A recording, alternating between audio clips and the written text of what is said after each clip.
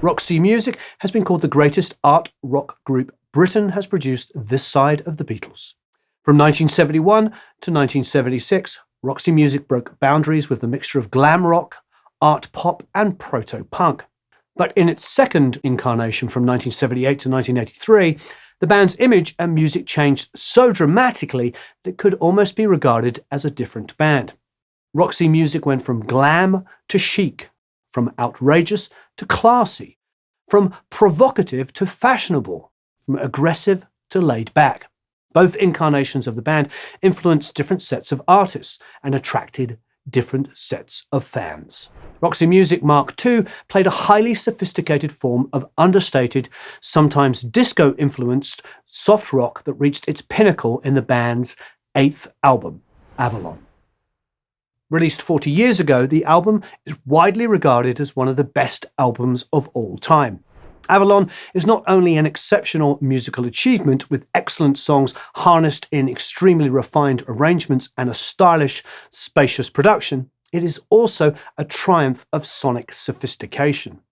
Avalon was arguably the first fully modern-sounding recording, particularly in terms of the intricate use of delays and reverbs. It laid the blueprint for the way records are mixed and how they sound from the 80s onward. The album was mixed by the legendary Bob Clearmountain. He said not so long ago, "People have talked about Avalon more than about anything else I have done, calling it some sort of breakthrough." Avalon remains a milestone in recorded music. In this video, we'll look at how Roxy Music distilled everything it learned over the course of 7 albums to form its final landmark statement, and how Bob Clearmountain and producer Rhett Davies came up with groundbreaking sonics and production.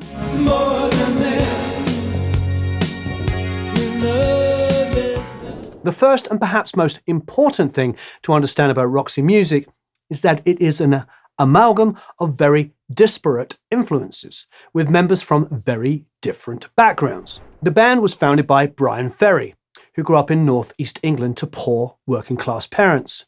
Music provided a distraction from the grey monotony of the young Ferry's life, and he listened to a wide variety of artists including Charlie Parker, Fats Domino, Little Richard, Kurt Weill and Richard Strauss.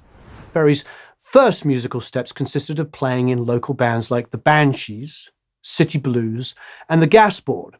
He also studied fine art at Newcastle University, while one of his tutors was the famous art innovator Richard Hamilton. Ferry recalled his attitude towards the relationship between popular culture and high art was a real eye-opener. In 1968, Ferry moved to London, and he initially was involved with ceramics and held some exhibitions.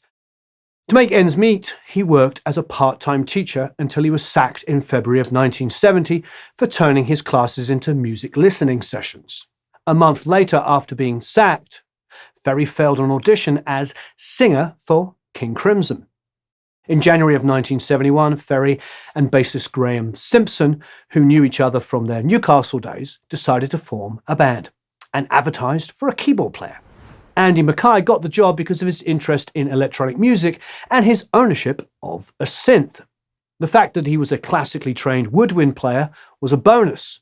Mackay introduced his new band members to someone called Brian Peter George St. John Le Baptiste de La Salle Eno, who was into sound recording and avant-garde music and called himself a non-musician. He was initially enlisted as a live sound engineer but quickly graduated to band member on synthesizers, initially an EMS VCS3 and tapes. By April 1971, Ferry, Simpson, Mackay and Eno also had recruited a drummer and a guitarist and taken on the name Roxy Music. They recorded some early demos on Eno's Revox tape recorder, started to perform live and appeared on John Peel's BBC radio show. Top drummer Paul Thompson joined the band by the end of the year.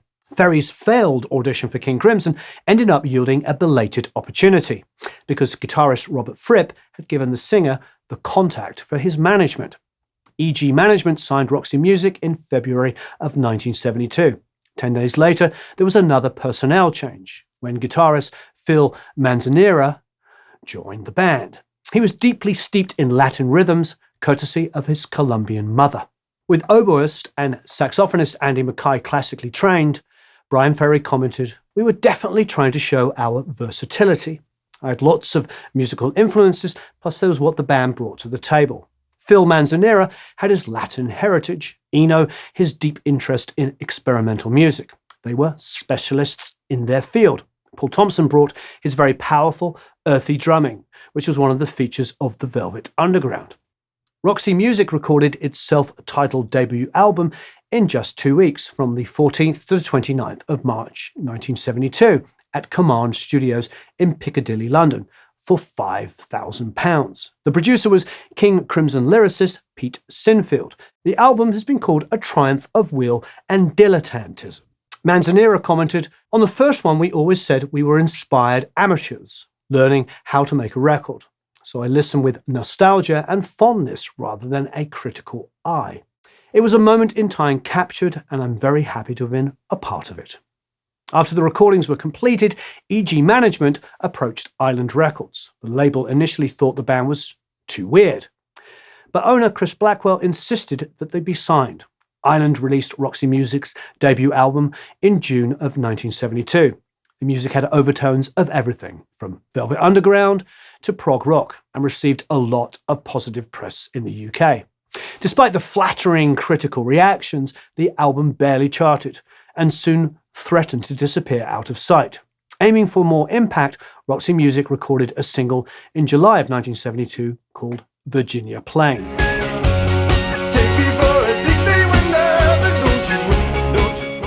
On August 24th, 1972, the performance of this song on Top of the Pops, BBC's flagship TV show, roared like a storm. As a result, Virginia Plain went to number 4 in the UK, and the album to number 10. Roxy Music had arrived. In their home country, at least. Roxy Music's music was wild, inventive, eccentric, and laced with electronic weirdness.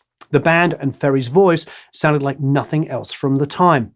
The band combined this with a carefully crafted image that threw the gauntlet to the t-shirts and jeans anti-fashion stance, a social law in rock music at the time. The band was dressed in psychedelic colours, with Ferry looking camp with glitter all over him. The drummer in a leopard skin caveman outfit, Manzanera with his now iconic bug-eye wraparound sunglasses, and a pale, dandyish Eno, resembling an alien from outer space. Image-wise, Roxy Music became one of the trailblazers for glam rock. Their image was the direct result of the band members wanting to combine their interests in music, in modern art, and in fashion. In an echo of Ferry's art teacher, Richard Hamilton, Roxy Music declared its aim to dissolve the boundaries between high and low art. One writer memorably noted, "They were the conceptualists who could kick ass." In February of 1973, Roxy Music recorded its second album at Air Studios in central London. It was produced by Chris Thomas and John Anthony. Thomas had, at the time, worked with the Beatles and Procol Harum, and Anthony was known for his prog rock productions, Van de Graaff Generator and Genesis. The resulting album, For Your Pleasure, was released in March of 1973 and was a continuation of the band's debut album. Besides its strong elements of avant-garde, psychedelia and prog rock, it also sounded more accomplished. Do the Strand went to number 4 in the UK and ended up being one of the band's most famous tracks.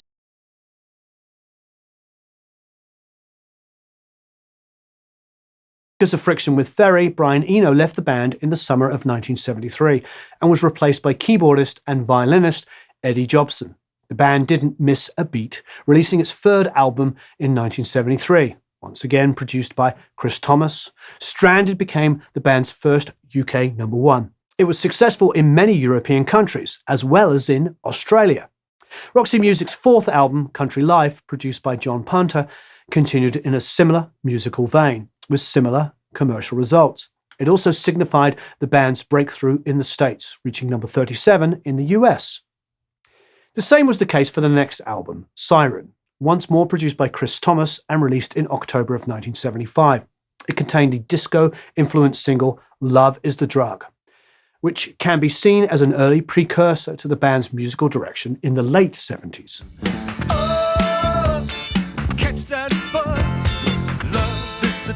The final record by Roxy Music Mark I, Viva, was a live album. Released in August of 1976, it featured bassist John Wetton, who was known for his work with King Crimson. A month before the live album's release, the band announced that it would go on hiatus. The break ended up lasting almost 2.5 years. During this time, the main band members worked on various solo projects, often guesting on each other's recordings. Ferry released 3 solo albums: Let's Stick Together in 1976, In Your Mind in 1977, and The Bride Stripped Bare in 1978, all of which were commercially successful. Phil Manzanera was busy with his 801 project, also featuring Brian Eno and drummer Simon Phillips, and released a second solo album called K-Scope in 1978. Andy Mackay wrote soundtrack music and released a solo album called Resolving Contradictions in 1978. During this time, the punk wave had engulfed the UK, and strangely, given the art school background and glam rock image of the band, Roxy Music became a strong influence on both the punk movement and the new wave movement that followed. The Sex Pistols, The Fall, Public Image Limited, Joy Division, Susie and the Banshees, Magazine, Cabaret Voltaire, Blondie, Television, and the Talking Heads were all influenced by the first incarnation of Roxy Music. In addition, Eno went on to produce several Talking Heads and U2 albums, providing another link.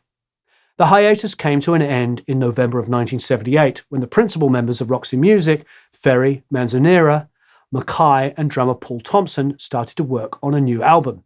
It was recorded at Basing Street and Ridge Farm Studios, with Rhett Davies, Jimmy Douglas and Phil Brown engineering, the band self-producing, and Bob Clearmountain mixing at Atlantic Studios. Strangely and unexpectedly, given the dominance of the punk and new wave movements and the impact that Roxy Music had on them, the second incarnation of the band pursued a completely different sound. It was slicker and more commercial, influenced by disco.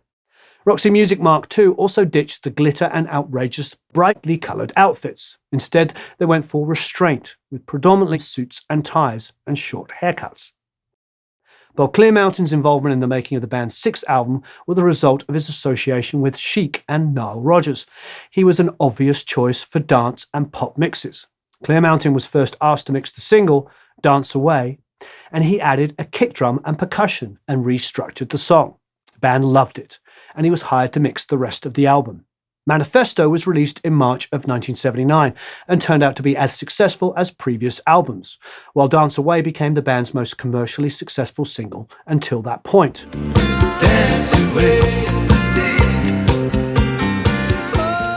However, critical reaction was mostly lukewarm. Many people accused the band of making hair salon music.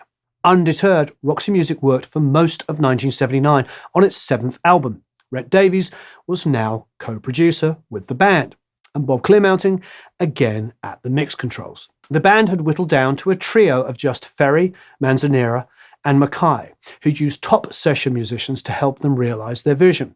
Among them were drummers Andy Newmark, Alan Schwartzberg, and Simon Phillips, guitarist Neil Hubbard, and bassists Alan Spenner and Neil Jason.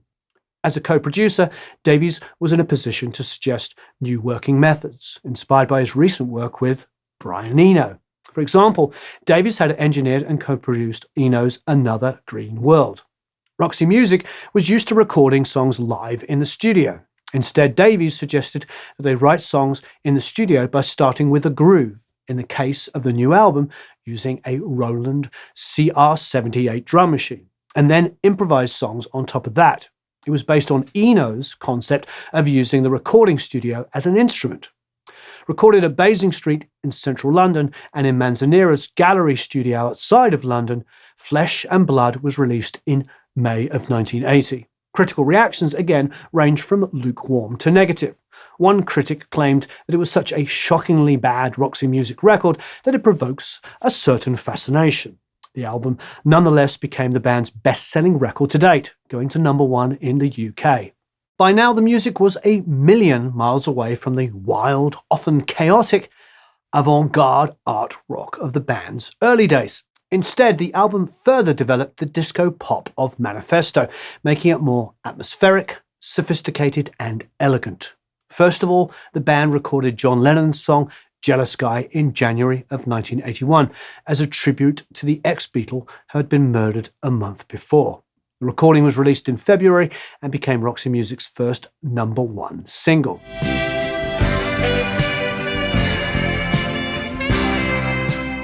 Towards the end of 1981, the band started work on what would become its magnum opus, Avalon.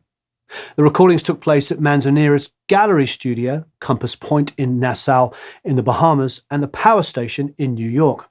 Rhett Davies was engineering and again co-producing with the band. The session musicians partially mirrored those from the previous album, like guitarist Neil Hubbard, bassists Alan Spenner and Neil Jason, and drummer Andy Newmark. Most tracks were started at the Gallery Studios following a similar process to Flesh and Blood. Rhett Davies recalled in a Mix magazine interview, "We didn't have songs. The songs were virtually the last things to go on there. We were very much creating a musical atmosphere that we wanted the musicians to respond to. In those days, Brian and Roxy would have a musician come in for a day or two, and they would want that musician to play on all of the songs and see what came out of that. In the initial stage of throwing a track at somebody, it was always the first response that you got when somebody was fresh. That was very important. So we wanted to work fast. Then we would spend days and weeks agonizing over it and fiddling around with it. We kept everything and we would comp like crazy. We were looking for anything that fit.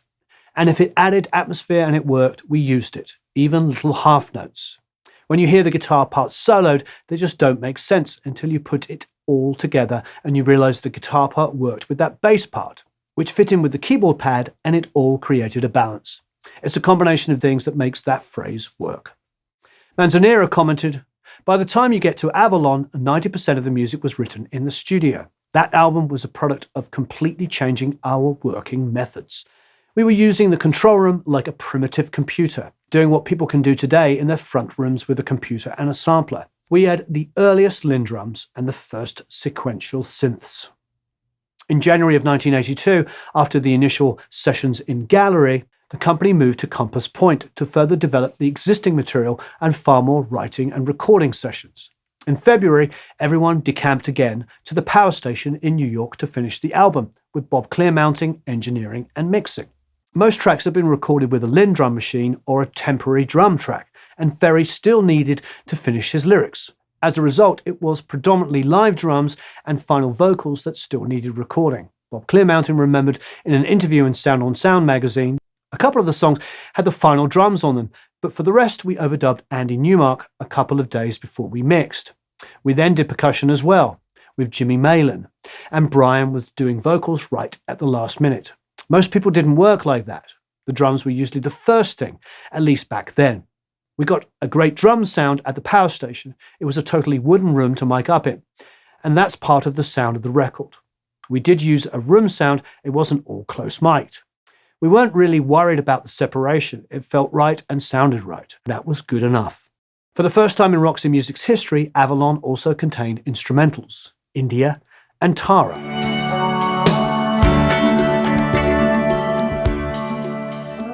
In many ways, they were the logical outcome of the band's backing tracks first working method, but also the fact that Ferry had achieved mastery of the synthesizer by this point.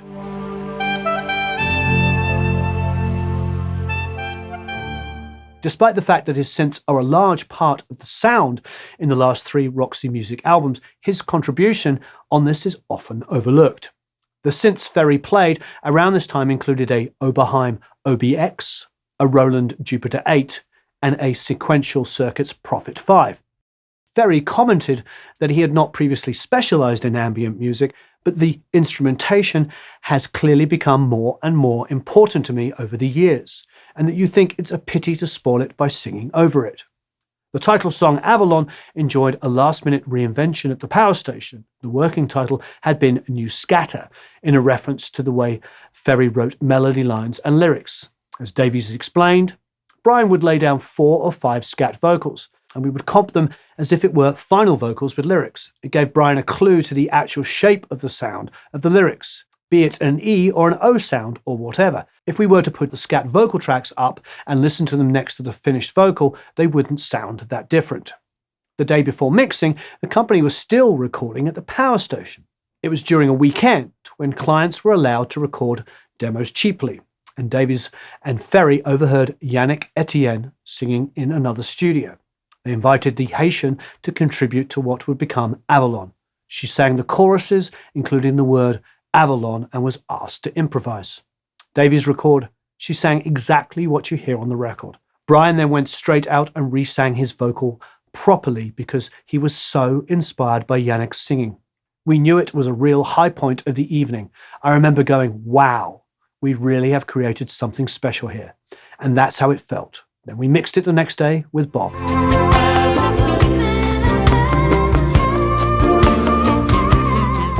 Clear Mountain mixed the entire album at the power station. Despite the widespread acclaim he received for the sound of the album, he minimizes his role.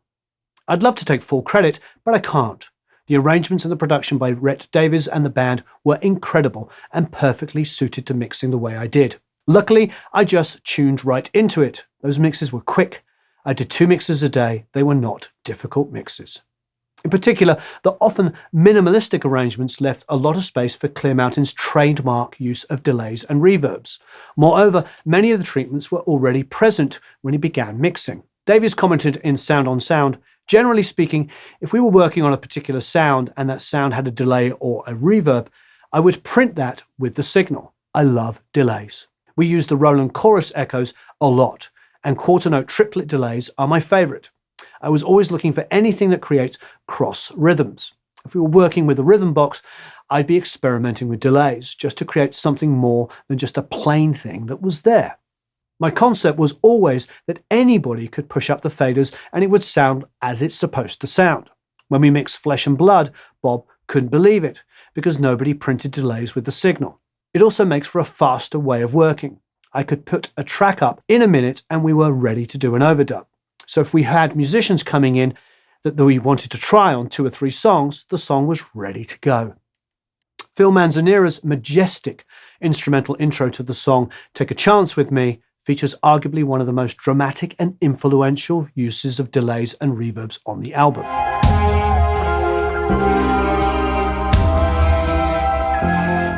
One of the reverbs is unique because it is the sound of a huge 75-foot stairwell that was once in the power station.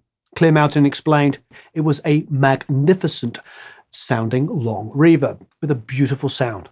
It was about 4 seconds. I think we had a big roll of fiberglass if we wanted it smaller, but for that record we just kept it wide open. It would change a lot depending on the weather. If it was really humid that day, you'd get an additional second or 2 on the reverb time. The more moisture in the air, the better the sound can travel and the further it goes. Moisture is a really good conductor of sound. We had a couple of AKG 451s in an XY pattern in the middle of the space on a tall mic stand. It was very stereo.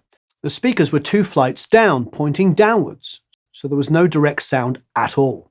It was an interesting sound because the top end would gradually roll off before the middle. I've studied it quite a bit because I used it so much in the 80s.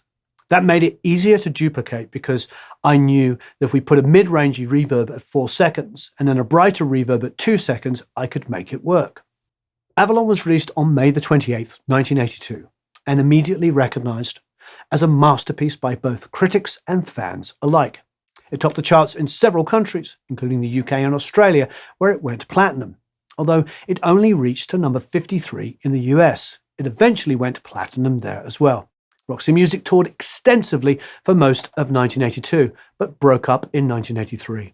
It left behind a monumental legacy. Just like how Roxy Music Mark I influenced the punk and new wave movements that followed it, Roxy Music Mark II became a huge influence on the contemporary, new romantic and synth-pop movements in the UK, including on acts like Duran Duran, Spandau Ballet, Ultravox, ABC, Orchestral Manoeuvres in the Dark, Simple Minds, and so on.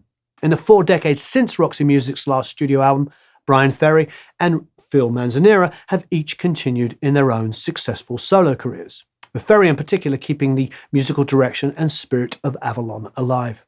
The band itself has physically come back to life as well, off and on.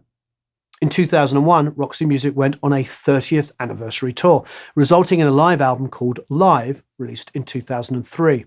In 2005, there was an announcement that Roxy Music was recording a new studio album with contributions by Brian Eno. However, the project was abandoned, and some of the results were eventually released as part of Bryan Ferry's solo album Olympia in 2010. Roxy Music has conducted a number of tours and one-off live performances, the most recent in 2019, when they performed at their induction into the Rock and Roll Hall of Fame.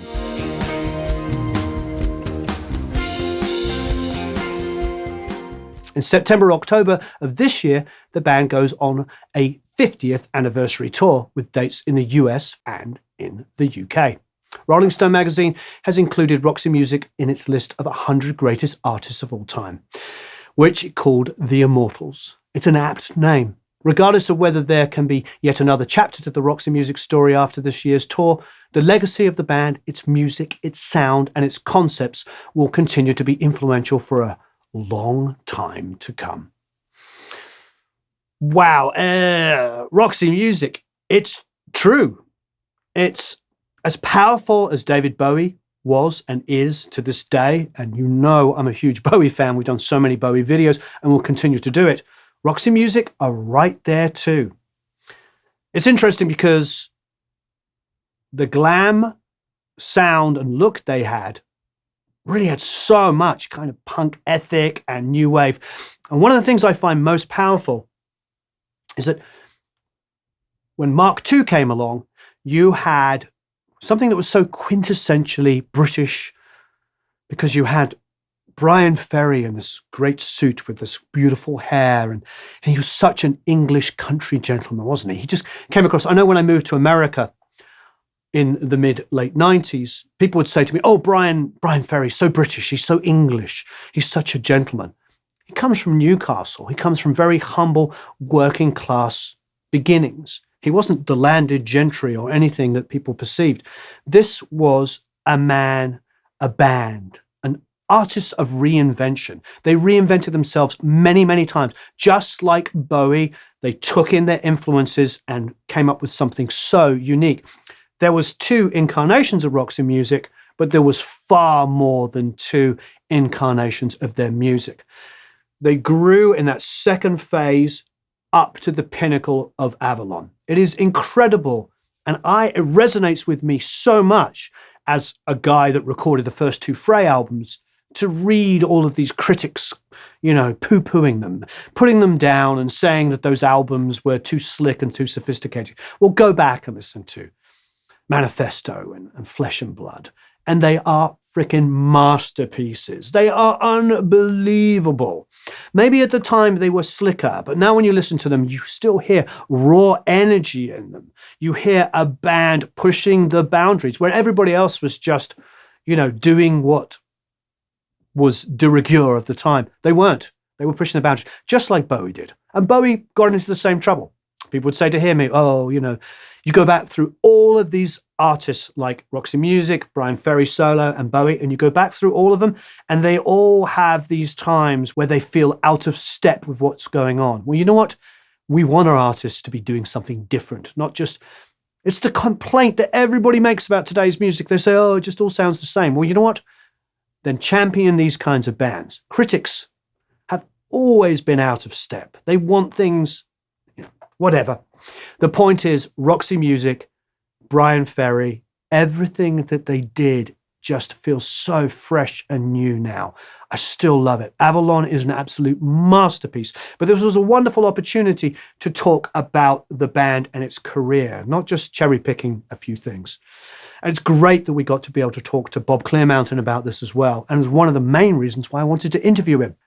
He was Chic, and with Roxy Music Avalon, I feel like Bob Clearmountain should be lauded. I mean, Chic, the Bryan Adams stuff he did, Roxy Music, it's some of the best sounding and the best creative music of all time. And one last thing, when Rhett Davies was talking about Bryan's process of going in and recording things that were phonetically kept in final lyrics, That is true. That's been said of the Stones. And it's my experience with Steven Tyler. Steven Tyler would go in there and go, I don't hear wow, doo doo ah. When we did the song called Street Jesus, it started as Sweet Jesus. And all of the lyrics, he kept phonetically. He just went in there with these things that sounded right phonetically, and then made the lyrics fit the vowel sounds and the consonants that were being hit, because he went for the natural. So Bryan Ferry, I understand exactly what you were doing, and it makes perfect sense, and it's why those songs sound great. You're intuitive. You have a talent for finding out something that fits, and then you are adding the lyric afterwards. It is a great way to write. If you're a writer and you have an inspiration of a melody and some phonetic sounds, do what Steven Tyler did and do what the great Bryan Ferry did and go in and record those ideas. We did it when I was writing with Paul Meany from Mute Math. He was going in there. We were bouncing melodic ideas. He put in a scratch vocal that we loved. And then he went away and wrote some lyrics. And when he came back, he'd changed some vowel sounds. He'd added a couple of extra syllables. And I said to him, let's try and morph those lyrics to fit what you originally did. And he did, and it was fantastic. It works. Bryan is obviously a very, very smart person. And of course, Rhett Davies, the co-producer, was very smart for making that happen. It's a great lesson. Remember it. If you're a writer, remember that. Really powerful. Thanks everybody for watching. Please give us some other ideas of things that you want. Avalon is a personal favorite of mine. It's a record I bought when it came out. I was a little kid. I loved it. I own it in many different formats. I had it on vinyl. I, had it on CD. And now, of course, I can stream it. It's a masterpiece. Thank you, everybody who made that record. Thank you, Roxy Music. Thank you, Rhett Davies. Thank you, Bob Clearmountain, and everybody involved in it. It's a freaking masterpiece. If you don't know it, go and listen to it. Oh, yeah, and it should not be forgotten. Andy Newmark played drums on this record. Look him up. We're talking about the drummer, Andy Newmark, who's also the drummer on Fresh by Sly and the Family Stone. It doesn't get funkier than that. This album has it all. My hairs are standing on end. Thank you, everybody. So long, farewell, auf Wiedersehen, au revoir, tout zines, sayonara, tschüss, so long, farewell, auf Wiedersehen, au revoir. Thank you. Ciao. Goodbye.